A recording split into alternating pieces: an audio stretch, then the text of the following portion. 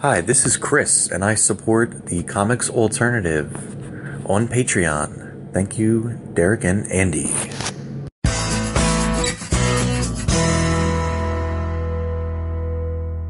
This is the Comics Alternative for young readers.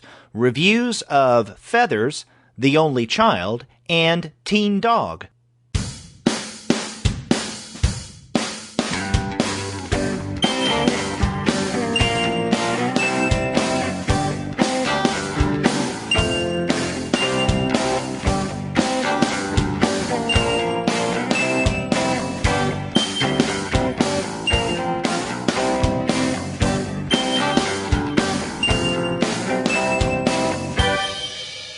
Hello, and welcome to another episode of the Comics Alternative for Young Readers. I'm Andy. And I'm Gwen, and we're two PhDs talking about comics for young readers. And on this episode of the Comics Alternative for Young Readers, we're going to take a look at three books. Feathers by Jorge Corona, The Only Child by Ya Wing, and Teen Dog by Jake Lawrence. And we might actually mention a few other titles here and there, so pay attention. No, there won't be a quiz, I promise. Good. Yeah. But before we go any further, we'd like for you to know that this episode of the Comics Alternative is brought to you by the fine folks at Discount Comic Book Service.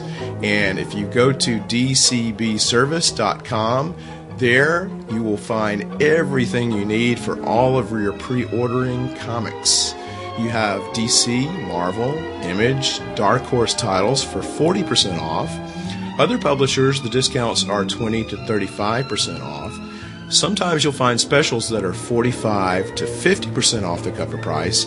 And sometimes, Gwen, hard as it is to believe, the discounts can be even more impressive than that. That is so true. And this month, Discount Comic Book Service has two great bundles that I want to tell listeners about.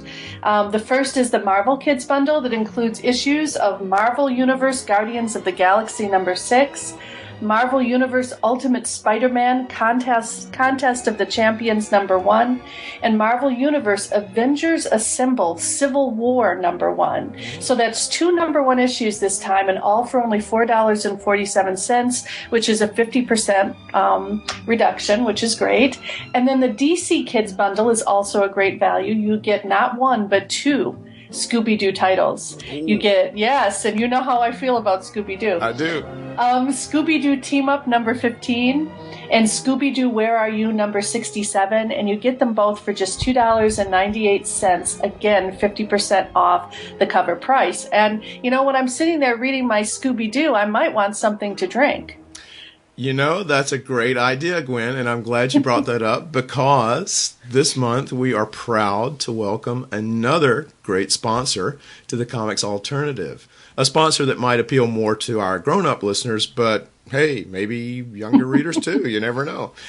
I'm talking about Just Coffee Co-op, a company that offers 100% fair trade, shade-grown, and organic certified coffee. Just Coffee Co-op's coffee is roasted in small batches, there's no mass production, and everything is made to order. Just Coffee Co-op is a cooperative. In addition to the worker-focused nature of their business, they're also socially conscious. They partner with On the Ground to raise money and awareness for sustainable community development in farming regions all over the world. Now, when you go to order from them, the great thing about it is there's no minimum order and shipping is free. You really can't beat that. What? No minimum order and free shipping? All you need to do is to go to their website, Just Coffee, that's one word, justcoffee.coop, C-O-O-P, and at the checkout, use our coupon code COMICS. That's all caps, C-O-M-I-C-S.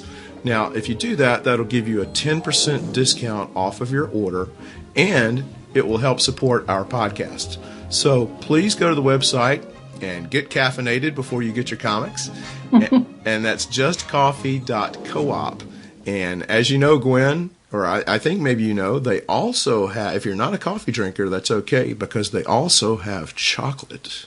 I know. And see, that's what's so exciting. 10% off Divine chocolate. And if you're a chocolate lover, you will know that this is wonderful organic chocolate. It's creamy. It's great. You can crash it up and put it in chocolate chip cookies. So they sell it by the bar and by the box. So just wanted to let everybody know they could get their chocolate fix there too.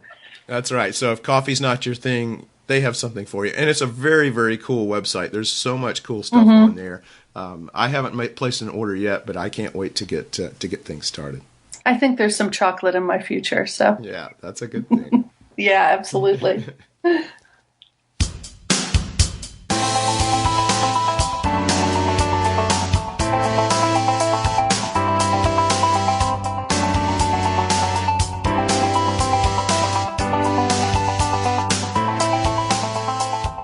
Well, let's get started with our first book, and I am really excited about this book, Gwen.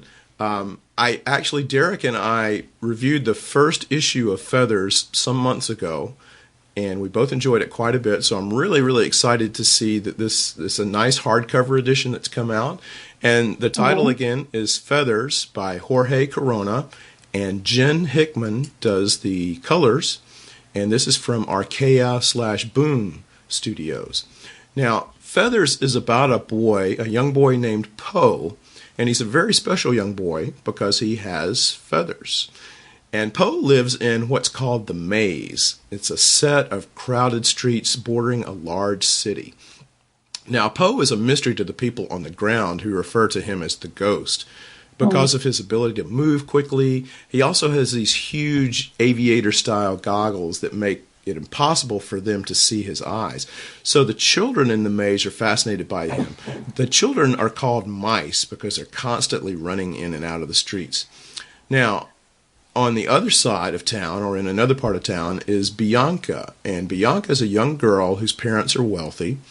Everybody that lives inside the wall is wealthy. And although Bianca's father knows that one day, eventually, the people that are inside the wall will need to try to reach out and communicate with the people in the maze. Although that sounds well and good, but one day Bianca is with her chaperones during a trip to the maze, and she loses them. And she gets caught inside the maze. And she sees what the real world is like. And she also meets Poe, and she also meets an awful lot of trouble. Gwen, I thought this was a really, really wonderful book. And Corona has previously worked on some titles like Teen Titans Go. So he's not a complete newcomer to comics, but he is, this is a little bit of a different type of comic book experience for him. Yeah, I found it really interesting. All of the comics creators that we're talking about today are relatively young.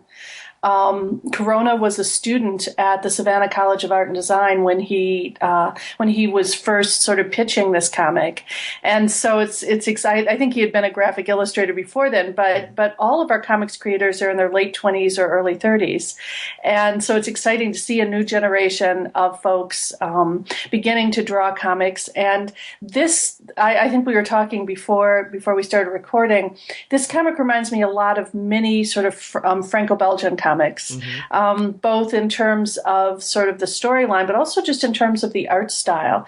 Corona is, I think, a really fine artist. He's extremely good at creating close-ups of characters' faces, showing their emotions, their confusion, etc.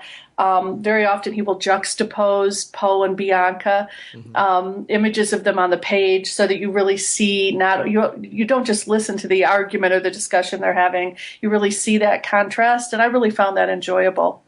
Yeah, and Gwen, I think you're exactly right about it having a European feel. This does look and feel like a European city, and the artwork certainly lends itself to that. I thought it was kind of Dickensian as well. You can almost feel like you're walking in the middle of a Charles Dickens novel, but it's not so foreign that we can't understand it. I mean, we know basically how cities work and things like that, and we've no matter how young you are, you've probably heard stories about people from the wrong side of the tracks or people that live in the wrong part of town or that type of thing. And Feathers has a lot to do with that. It also talks about, with these two characters, with Bianca and Poe, who are very, very different characters, they find out not only a lot about each other, but a lot about their world. But they also find out a lot about this mysterious character. He's kind of a Pied Piper character that runs in and out of the story. Who he's the real problem. It's not. I mean, social. Being wrong side of the tracks that's always a problem and always a challenge. But this guy is the real danger in the book. And I know we don't want to say too much about him, but he does a really, really good job of making this villain kind of ethereal. You see him, then you don't see him. You see him, and you don't see him.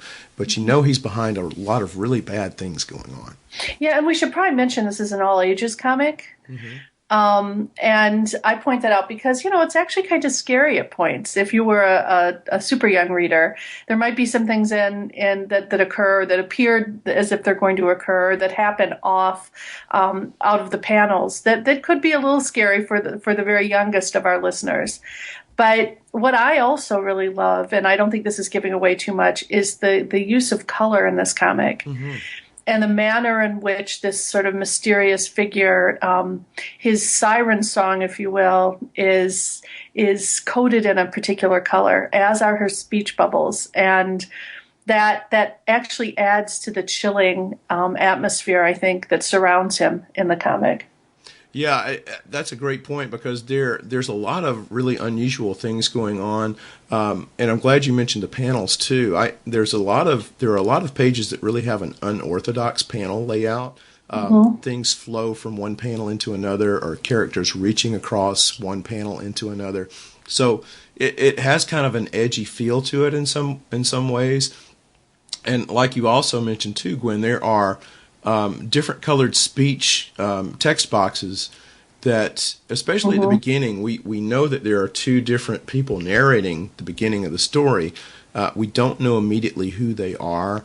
There are a lot of questions. There's a lot of mystery around Feathers. Some of those questions are answered in this first volume, and some of them we're left to hopefully discover in subsequent volumes. And I really like that.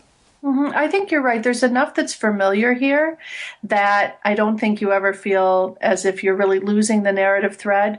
But there's enough innovation as well that it makes you want to keep reading. And I think as long as you're comfortable sort of from the very beginning, understanding that there are some questions that simply won't be answered until later, it's such an enjoyable read.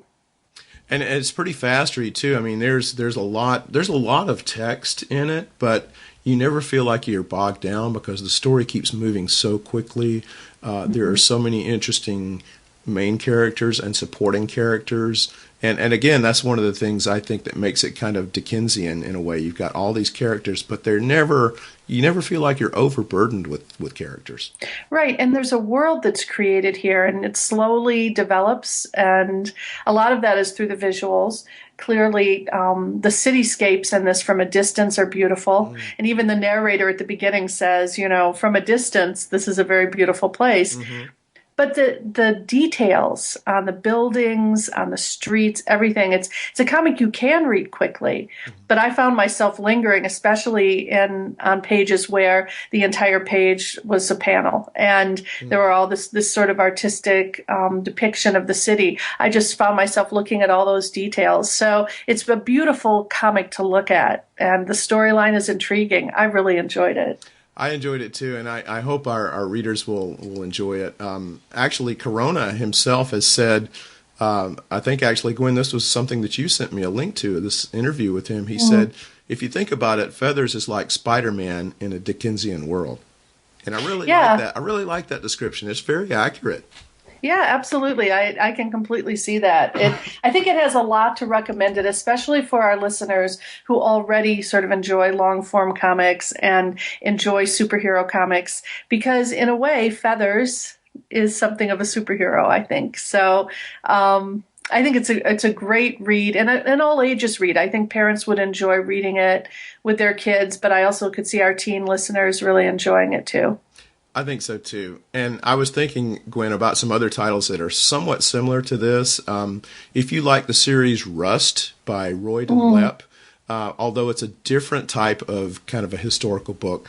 You'd probably like this. And a book I just discovered, Gwen, just a few months ago, a book called Iron by S.M. Vidari. Is a little bit more mature read. It has a little bit more, it has some violence in it, but some absolutely gorgeous artwork. So those are two books that if you like those, you would definitely like Feathers. And yeah, we really hope that you will take a look at Feathers.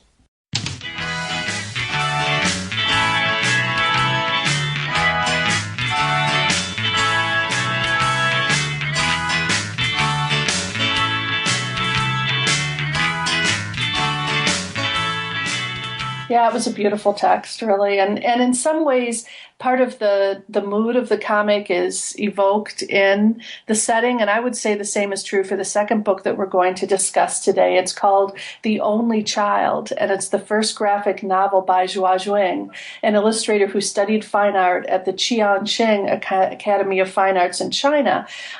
It begins with an author's note in which Zhua Jing tells readers, quote, "The story in this book is fantasy, but reflects the very real feelings of isolation and loneliness I experienced growing up in the 1980s under the one-child policy in China." And what's really fascinating is Zhua Jing goes on to say that though she often stayed with her grandmother when her parents had to work late or when they had to leave early in the morning for work, she was also very often alone, as were almost all of the other children she knew. Zhua Jing also recounts an experience she had that inspired some of the action in The Only Child. She says, "Once when I was 6 years old, my father put me on a bus to grandmother's house before he left for work. I fell asleep, and when I woke, the bus was almost empty. I panicked and ran off. There was no one to help me, so I started walking. I cried as I walked, following the electric lines of the bus. Luckily, I found my way back to a road that looked familiar and eventually to my grandma's house. As I've grown, I've realized that it's easy to become lost, but if I look hard enough, there's always a path, like the electric bus lines, guiding the way back home." And this is the only text in this comic, Andy. It's a silent comic or a wordless comic. And it's drawn beautifully in hues of gray and black and white, with panels that are foregrounded against a sort of light brown background. In my opinion, this text very much is similar to Sean Tan's The Arrival in terms of how it looks. Mm-hmm. I don't know if you saw that too when you were I did. You were reading through it. It definitely was brought to mind. Yeah, Zhua Jing explains, she says I like having illustrations tell the story. In my opinion, without words, there's more room for the readers to use their imagination. It is definitely easier for me to share my emotions in pictures. And I would say that this is an incredibly beautiful, evocative book, and one really worth our readers picking up. I will say that Tan's text is primarily focalized or told through an immigrant adult. In fact, if you think of the cover of Arrival, it's of the father of the family holding the suitcase as he goes off first to try and make his way in a new country before bringing his wife and his daughter with him. Whereas The Only Child focuses on a young child, a girl who appears to be 5 or 6 years old, and the opening pages demonstrate that while she has many toys and an active imagination, she quickly tires of doing things on her own. So go ahead. No, and I was just going to say that this is such a great book. As you said, it's an absolutely gorgeous book. Mm-hmm. Illustrations are just there are no words for them. It's just so gorgeous, which I'm having trouble finding words, which is not an unusual thing. One of the things there's two things that I wanted to say is that, in some ways this is very much like a book that we've reviewed in the past called Little Robot, about another girl that was alone and isolated. But the thing about The Only Child, I think, that is so important is, number one, it does bring to mind diversity. I mean, this is a book that does help us to understand diversity in the culture in China. We may not understand the one-child policy. We may not agree with the one-child policy.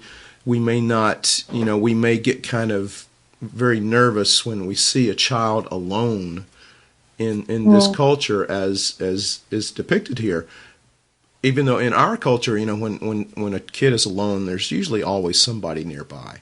But this is not the case here. And what happened here with Jiawing probably happened to millions of kids in China. So this is a very, very personal book for her.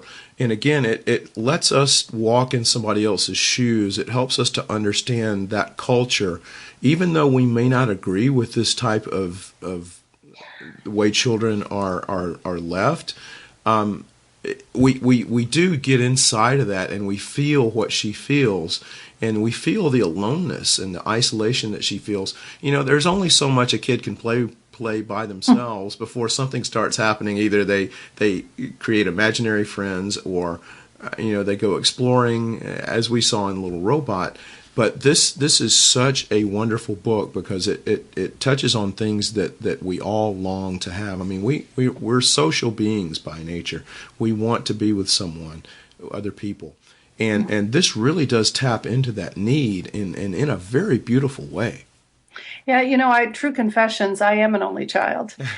But interestingly, I was an only child at a time when that was extremely rare. I'm in my 50s, so I went to school starting in the late 60s and all the way through grade school. And I went to a relatively large grade school. There was only one other child who was an only child.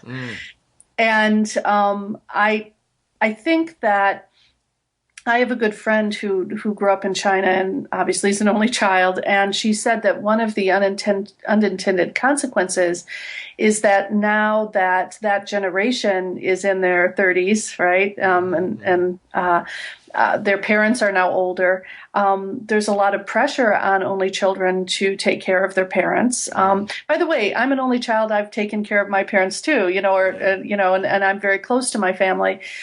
But I think that the stress is that there's really no one else. And the policy is changing, actually. I don't know if you saw the news reports recently that the policy is being relaxed. Yeah. And I think part of it is because this whole generation has now come of age and they're now in positions of authority and power as well. And I think they've seen that when you do that kind of wide scale social policy, it can have some unintended consequences. And, we don't want to make light of the population crisis in China either. I mean, it's a difficult situation, I guess, is what I would say. And you can understand the motivation behind it. But what this story does is I think it universalizes this feeling of loneliness, because after all, many children, even if they have siblings, are in a situation where, because they might have been a great deal younger or older than their siblings, they've spent time alone like this. And I think what the story does for me that I think is really nice is it does echo a classic plot structure in children's lit, which is referred to as home, away, home.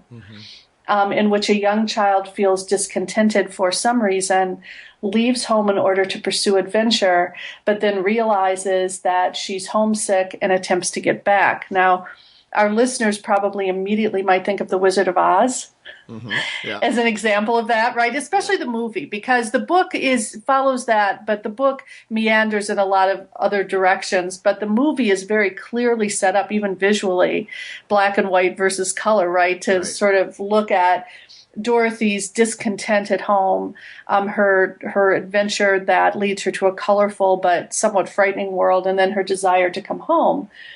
This plot structure is meant to instruct children that they need to create a balance between independence and dependence, right?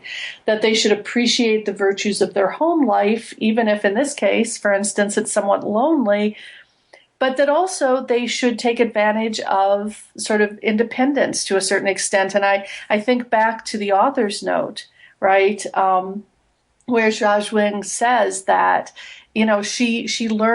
she figured out for herself how to find her grandma's house after she got lost. And so I think that there's both this sense that being an only child fosters independence, which is a good thing, but it can also foster a sense of needing to connect with others, as you pointed out earlier.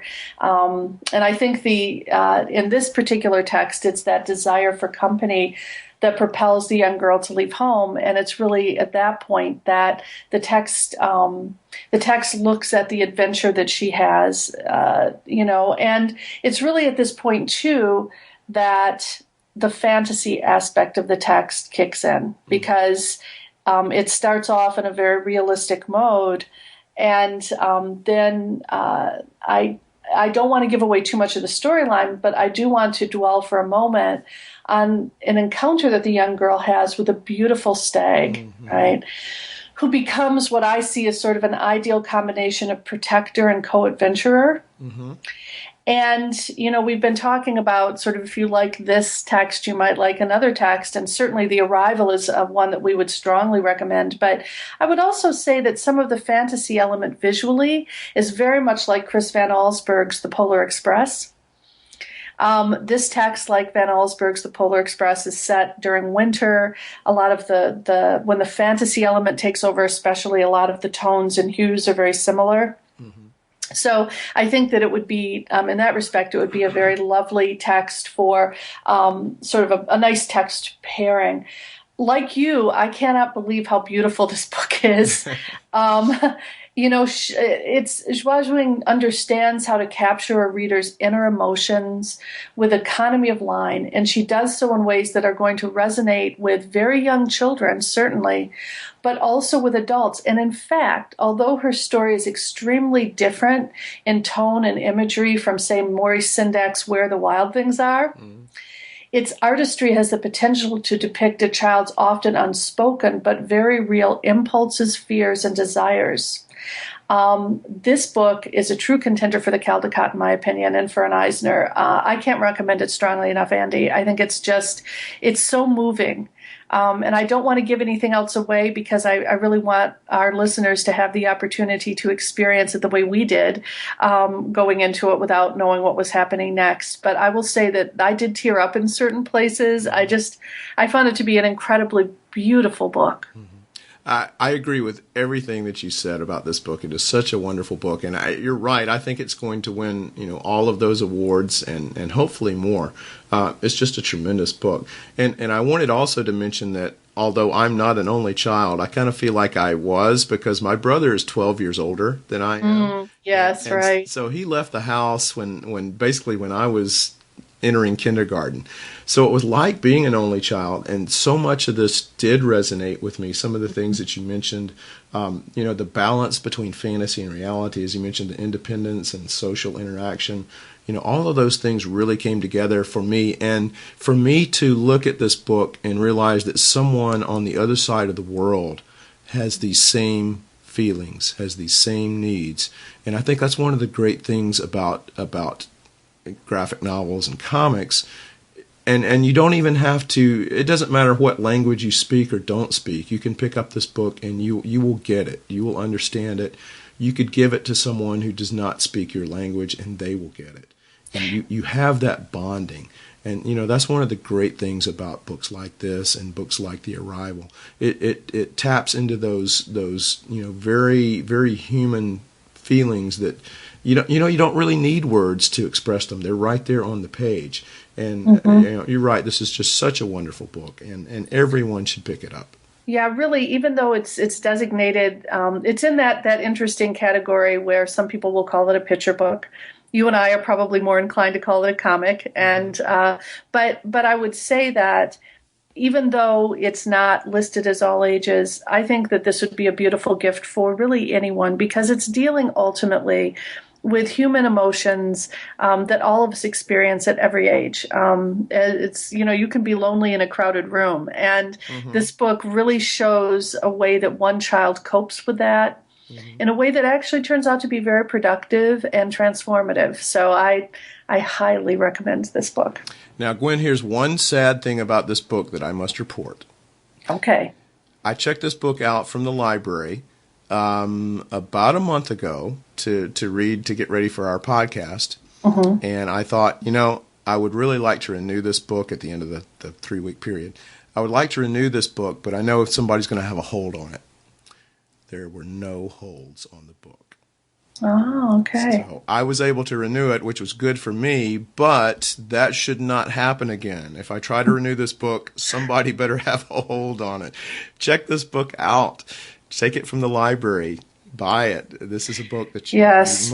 you must read this book. And our listeners who, if you're teachers, if you work with young children, please get this book into your classroom. It is so beautiful. It's captivating. For reluctant readers, I think it would be a wonderful choice. And it's a stunning book. It is right on par with The Arrival, which is high praise for me because I love The Arrival. I have taught The Arrival. I have purchased The Arrival for others. And I feel that The Only Child is right up there.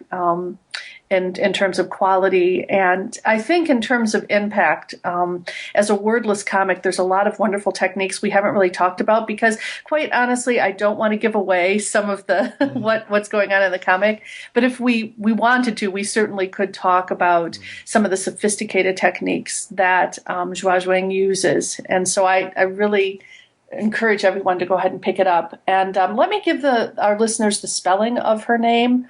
It's Guojing. And this will be in the notes as well. But it's a beautiful book. So yes, please do seek it out.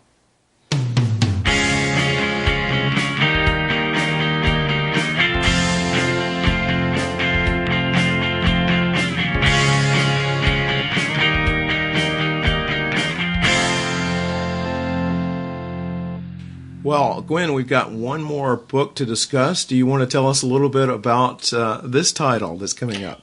Absolutely, and this is a change in mood. So let's begin with a disclaimer. We started off with two books that have a very serious sort of somber tone to them, even though there's a lot of joy and beauty in both of them. And now we're going to move to something that's a little bit more rock and roll. And this is a series called Teen Dog that the first four volumes have been collected into one text, and it's now available. It just came out this month. The comic's creator is Jake Lawrence, who is a cartoonist illustrator based in Melbourne, Australia. He was born in 1989, and it's fascinating because many reviewers and Lawrence himself compare his work to the movies of John Hughes, especially to his character Ferris Bueller. And in this respect, the comic has a retro feel, but it's the product of an artist who recognizes the nostalgia from other people's childhoods rather than his own, which I find really fascinating. Lawrence also emphasizes the universality of North American adolescence across time because he says, quote, I drew on my teenage experience for a lot of the ideas that are in these comics. Teenagers seem to have a lot of similar experiences. Young love, best pals, getting into or causing trouble. High school is kind of the glue that holds all that together. But a lot of my fondest memories from being a teenager happened outside of school. And in fact, a lot of the adventures that go on in Teen Dog also take place at places like the kids go, like carnivals, fairs, that sort of thing. In terms of tone, Lawrence says that, quote, Teen Dog is about getting the most out of life. It's about fun. I think this is what it really comes down to, just some friends having a blast. I like stories that are unapologetically positive. I love that. I do too. And Teen Dog is all of that and more. Tell me what you thought of it. I'm curious. You know, the very first thing, well, actually two things came to mind when I was reading. The first was I'm having such a great time with this book. And the second thing is this may be the perfect reluctant reader book. And I say that for many reasons. Number one, because it's so much fun. But the way that it's structured is really, really well done and really well thought out. And I don't know if Jake Lawrence thought this out this way. But Gwen, as you know, the book starts with like 1 or 2 page stories. They're just little one pagers. And which is great for reluctant readers because once you finish the page, you finish a story or a little mini story. And then they get a little bit more complex, a little bit more overarching story arcs. And things get a little bit more developed. But, you know, that would not have happened had he not done these little one-page stories, and they're so funny. I mean, it could be something as easy as like one of the very first pages. You've got these girls, and they're all wide-eyed in the school hallway, and one girl says, "Oh my goodness, is that him? It's Teen Dog. He's so cool and charming and dreamy and such a rebel." And that's pretty much it. That's pretty much the first story. And you get this dog that's got sunglasses, and he's got this rough-looking jacket, and there's a slice of pizza stitched on the back. And that's pretty much the first story. And that's it. You know? And all the stories after that are like you said, they're very fun, they're very innocent, nobody gets hurt. And that doesn't necessarily mean they're going to be boring. I mean, they're a lot of fun, but they build on each other. And the more we get into it, the more we learn about Teen Dog, and the more we learn about his friends. There's Mariella, and one of the funny things about there's a running joke. There's several running jokes. Teen Dog is kind of a slob, and he loves pizza. And Mariella says, "Teen Dog, your locker is filthy. When was the last time you cleaned it out?" Teen Dog says, "I don't know. I guess the safe bet would be never. Plus, I wouldn't say it's dirty. I'd say it's a thriving ecosystem." And there's mold and mushrooms and pizza slices and pictures of pizza on his locker. It's just so much fun. It's the type of thing that, you know, a kid would really love, and it's just fun. I know another one of my sort of one-off gags at the beginning is a teacher sort of admonishes Teen Dog for not being prepared for class. He doesn't have a pencil. He's begging everyone for a pencil. And Teen Dog says, "I'm prepared." And he pulls out a hamburger from his backpack and says, "See?" And the teacher, of course, is then shown pulling out his hair and yelling, "Teen Dog!" Like Bueller. It's very much along those lines. And we've just dated ourselves now in terms of our reference. You know, I have to tell you, sadly, that Ferris Bueller's Day Off, I can't use it in class anymore as an example unless I show an excerpt from it, because my students many of them have absolutely no memory of that. Isn't that sad? Oh, that is sad. But yeah, I mean, if I were to compare this to anything in terms of tone, and I think that you've made such a good point about sort of gently guiding the reader in, but then, you know, towards the end, especially of this volume at least, there are these moments where Teen Dog and his friend Mary talk about life after high school. Mm-hmm. They talk about whether their friendship will continue on after they go their separate ways.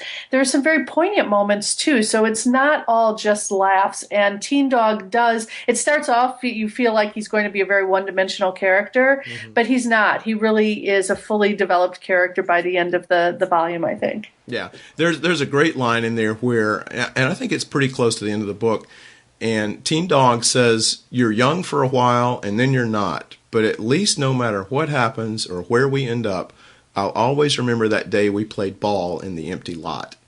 I mean, there's a lot of wisdom in that. And like you said, it's not just a typical, you know, hijinks and shenanigans at high school. You know, there are these moments of really reflective thought in that, and it's really nice. Yeah, and part of the maturation process, especially for young people who are in their junior or senior year of high school, is coming to recognize that something that they thought would last forever probably is not going to, that life is fleeting. And even though they may not understand that as richly as they will later in life, there's that sense, and that's part of what growing up is about. And I think this comic evokes that well. For instance, when Teen Dog and Mary are talking about themselves and their friendship, Teen Dog even says, "Are you just going to remember me as some guy who said a bunch of, you know, dorky things sitting on a hill?" And she's like, no, you know, that this is a really important moment for us. So it's clear that they're already thinking about the past as they're living it, which is, you know, in the future, in the present. So it's a really sweet book in that way. There's a lot of things too, a lot of references that kids probably won't get, but their parents would, like some of the titles of some of the chapters. You know, sometimes those relate to some pop culture reference, especially musical ones. There's a lot of musical references in here. And you know, and Gwen, in some ways, this kind of reminded me of a movie that probably a lot of people have forgotten for a good reason, Fast Times at Ridgemont High. Ah, yes, okay. It's kind of a sweet version of Fast Times at Ridgemont High.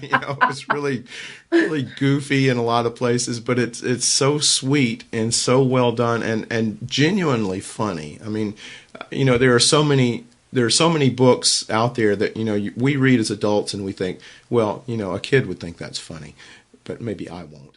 But this is not one of those books. This is a funny book, whether you're 8 years old or you're 48 years old. I mean, it's just a fun book. And, visually and even in terms of the plot in a way, all three books that we've talked about today involve characters who either come from different, as you say, sides of the track or from different species. Mm-hmm. Because Teen Dog is a dog, and at first I thought he was the only anthropomorphic character. And we should sort of clarify for our readers, as you pointed out before, he's fully clothed. The only thing about him, his tail sticks out, which is awesome, like out of the back of his jeans, which I love. And he does have like the long dog ears and snoot and everything. I mean, he looks like a dog. In fact, he looks like my dog. Oh. But then, all the other kids in high school initially are Homo sapiens, right? I mean, but then as they start to move out into the world, there's a duck. Mm-hmm. I saw a cat. So it's obvious that all these species are hanging out and sort of like in a grown-up Richard Scarry's world if like humans were there too. But even the only child has sort of that interspecies interaction going on. And so it's kind of nice to see so many comics creators addressing difference in a variety of ways, including in the case of Teen Dog, just visually. Yeah. Yeah, and this again, this is such a fun book. And if your kids like Adventure Time, in fact, I think I don't think Lawrence has worked with Adventure Time, but I think there are some connections to. He has some kind of Adventure Time connection. It's certainly not as wacky and as crazy as Adventure Time, but it does have a lot of that look to it. Sidekicks is another comic by Dan Santat that is kind of a similar type of comic, so it's kind of a good read alike. But yeah, I like you said, Gwen, these are all three very different comics, but they all meet a little bit of a different need and speak to a little bit different thing. I mean, I'm sure there are readers that would like all three of these for different moods or different styles. But, I think we can highly recommend all three of these books today. Absolutely. And 2016 is shaping up to be an amazing year. And in a second, maybe we'll talk about how it got just a little bit more amazing a couple weeks ago with the announcement about one of our favorite comics creators, Gene Luen Yang. Yeah, well, Gwen, why don't you go ahead and talk to us about that, because that is very exciting news. Well, last year we had the pleasure of reviewing Gene Luen Yang's new comic Secret Coders that he wrote and drew in collaboration with Mike Holmes. And our listeners may also have read Yang's 2006 Eisner and Prince Award-winning comic American-Born Chinese, or they might have looked at his highly praised 2-volume historical graphic novel Boxers and Saints. This month, Yang was awarded one of the highest honors in the literary world when he was named National Ambassador for Young People's Literature for 2016. And this honor is given out annually by the Children's Book Council, the Every Child a Reader Initiative, and the Center for the Book in the Library of Congress. So first of all, we should just really congratulate Gene Luen Yang on this amazing honor, well-deserved honor. Yes. The ambassador spends the year traveling to various literary gatherings and conferences, as well as libraries, promoting children's and YA literature. And the ambassador is asked to develop a theme for their year that encapsulates an idea they feel to be important. Yang's theme will be Reading Without Walls. And I'd like to read a section from his acceptance speech that he gave last week, in which he explains why he decided upon that theme. Yang begins by noting that as a child, he was a self-proclaimed nerd who disliked all sports. But he especially disliked basketball because, and I quote Yang here, quote, he said, "For some reason, whenever I played, the ball would always hit me in the head. It was like my head was a magnet for basketballs," unquote. I can so identify with it. Me too. However, after reading a couple of books about basketball, including last year's Newbery Award-winning verse novel, The Crossover by Kwame Alexander, Yang became interested in the sport, and he befriended a former colleague of his at Bishop O'Dowd High School in Oakland, California, where Young had taught math for many years. And this colleague, who was a PE coach named Lou Ritchie, invited Yang to learn more about basketball by following the school's team, even when they went on the road on tournaments. And here's how this experience inspired Yang to develop the theme Reading Without Walls. He says, I followed Lou's team for a season. I sat on their team meetings. I interviewed Lou and the other coaches and players. And during that season, I discovered an amazing, compelling story, the team story. The story is so compelling that I will tell it in a book. So my next graphic novel will be about their team. It will be about basketball. So you see, books were ambassadors to me into a world I didn't understand. Reading books about basketball led to a friendship with Lou, which led to me following his team for a season, which led to me writing a book about basketball. And he goes on to say, books can be ambassadors for you too. Books can help you understand people from other cultures, religions, and ways of living. Books can help you understand topics that you find intimidating. Find a book with someone on the cover who doesn't look like you or live like you. Find a book about a topic that you don't know much about. Find a book that's in a format you've never tried before, a graphic novel, a words-only novel, or a novel in verse. Read without walls and see what happens. And so, Andy, it's kind of cool because we've been talking about that today already. Yeah. Especially with The Only Child, which we are encouraging people to read. But I think it's wonderful that a comics creator has been given this major honor. And I know that Reading Without Walls is something that we certainly both try to do and encourage our listeners to do as well. So. Gwen, this is such a huge honor, and Jean Lewin Yang is so deserving of this. I can't think of anybody else in comics or otherwise that would be as deserving. As you said, he is going to have an extremely busy year. This is great for young people's literature. This is great for comics. This is great for everybody. He has done so much in his career, and he's still a very young guy. He's got, many, many, many, many books in him.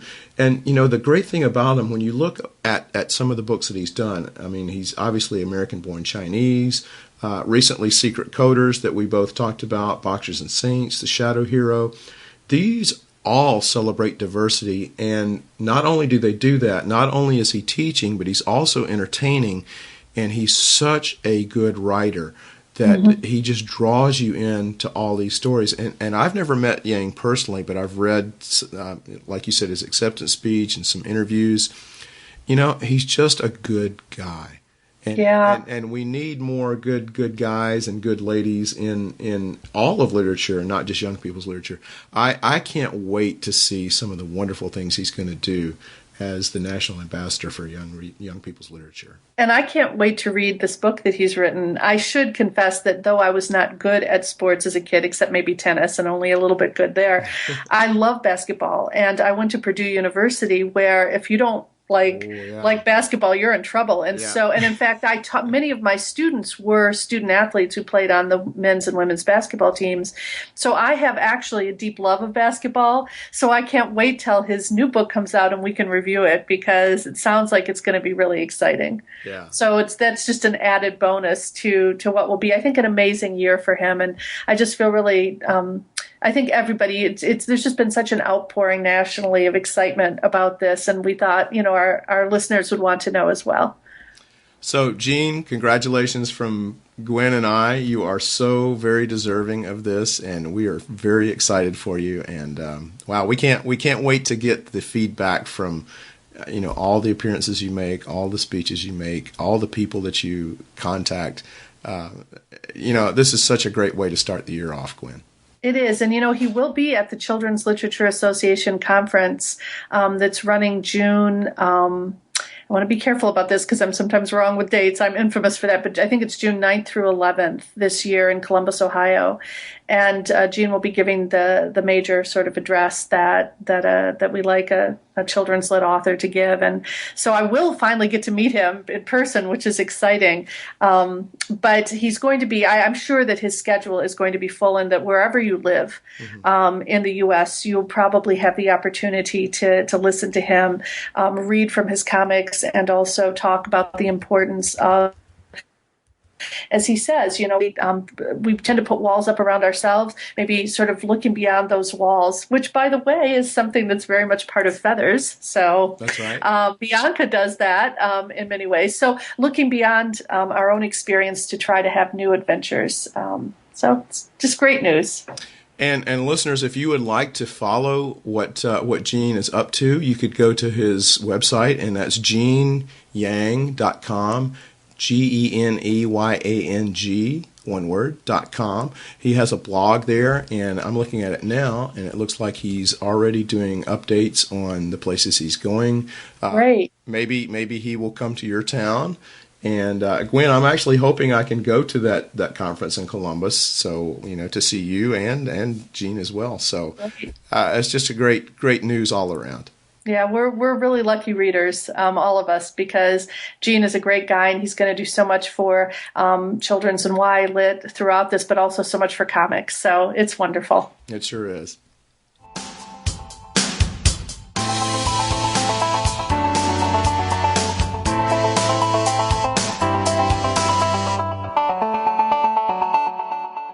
Well, Gwen, we talked about 3 great books, and we're very excited for you to discover these. And you can discover them by going to DCB Service or their sister company, In Stock Trades, where you'll find lots of great titles at huge discounts. Now, Gwen, I think 2 out of the 3 books that we talked about today are available at DCB Service. Is that right?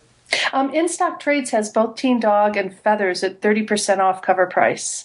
So this would be a great time to go over to In Stock Trades and pick those up.